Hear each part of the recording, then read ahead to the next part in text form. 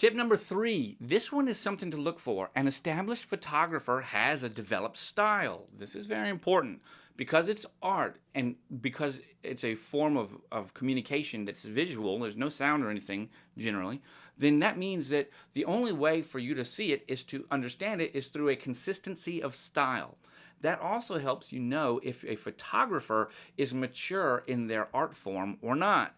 And that's very, very, very important. Just because someone can go out and buy a camera and come and shoot something and get an artistic effect doesn't mean they have a style. That's something to be very, very careful of. Here is what an artistic style should be when you're looking for it and judging a photographer's work. Are their images consistently lit? Meaning, are there silhouettes? If they're a black and white photographer, lots of people attempt to be black and white photographers because they think it's easy. Well, let me explain something. When you take color information out of an image and all it is black and white, it becomes less distracting. So a composition that is unusual, that would be okay, but has a terrible white balance, meaning people look blue or green, suddenly becomes less distracting when it's black and white. That also means that you can get away with overexposures and underexposures more. That's a myth. That means when you show a black and white image, you might say, oh, it's moody. No.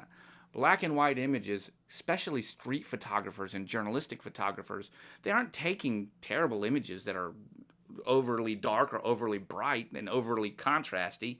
No, they're taking well-composed images that show a nice gradation between high and low contrast as well as whites and blacks. Now, that's a style, and even with black and white photography, you can pick up on that. What I'm trying to say here is that when you look at someone's portfolio, whatever that type of wedding they like to shoot or type of subject they like to shoot, it should be consistent.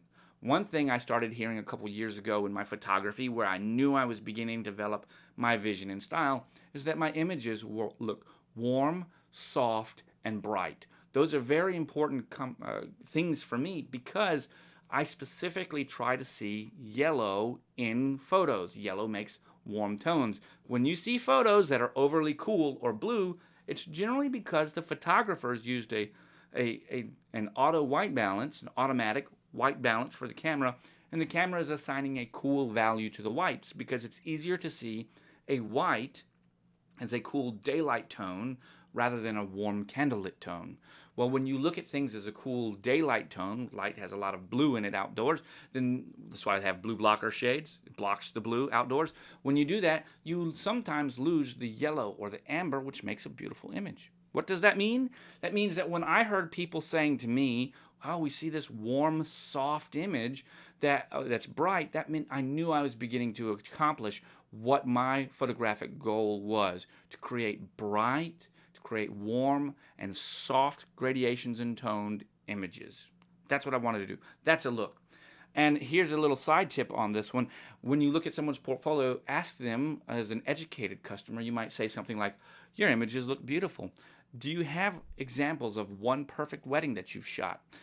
Mature photographers in their craft will show you several different examples. And what I mean is, most of the time when people put together a portfolio, they're doing so by putting together groups of different images from different weddings.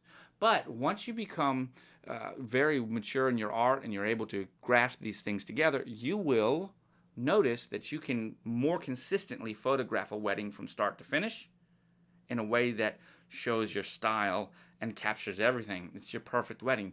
So what that means is instead of having to show all the different images from many different weddings, you can show that you can consistently capture those same kinds of images and the same style of images throughout wedding, from wedding to wedding. That's a really great tell of whether or not a photographer is, number one, worth the price that they may be asking, and number two, they understand their craft and how mature they are in it.